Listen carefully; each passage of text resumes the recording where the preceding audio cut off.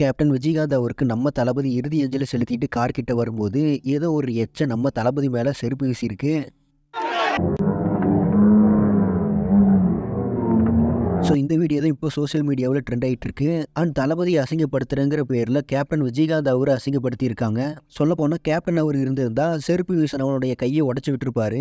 தென் தளபதி மேலே ஏன் இந்த கோபம்னு தெரியல. மேபி கேப்டன் அவர் தளபதி பார்க்க போகலை அப்படிங்கிறதுனால இதை பண்ணியிருப்பாங்க போல. அண்ட் என்னை பொறுத்த வரைக்கும் பார்க்க போகலை அப்படிங்கிறதுக்காக இதெல்லாம் பண்ணுறது ரொம்பவும் மடத்தனமான ஒரு விஷயம். தென் அது மட்டும் இல்லாமல் தளபதி கடந்த 6 மாசமாக கேப்டன் அவரை பார்க்கணுன்னு அவருடைய ஃபேமிலி கிட்ட பர்மிஷன் கேட்டிருக்காரு. பட் கேப்டன் அவருடைய ஃபேமிலி வெளியாட்களுக்கு அனுமதி இல்லை.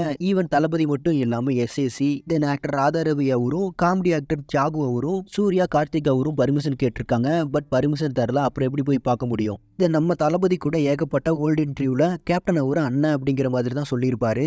அண்ட் மோஸ்ட்லி தமிழ் சினிமாவில் எம்ஜிஆர், சிவாஜி, கமல், ரஜினி, விஜய், அஜித் அப்படிங்கிற மாதிரி தான் சொல்லுவாங்க.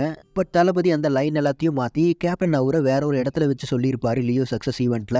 ஸோ அதெல்லாம் புரிஞ்சுக்காம கேப்டன் அவருடைய இறுதி அஞ்சலியை போய் எச்சத்தனமான வேலையை பண்ணியிருக்காங்க. அண்ட் செருப்பு தூக்கி போட்டவன் மட்டும் கையில் கிடைச்சா அவ்வளோதான். ஏன்னா தளபதி ஃபேன்ஸ் வெறித்தனமாக தேடிட்டு இருக்காங்க அவனை.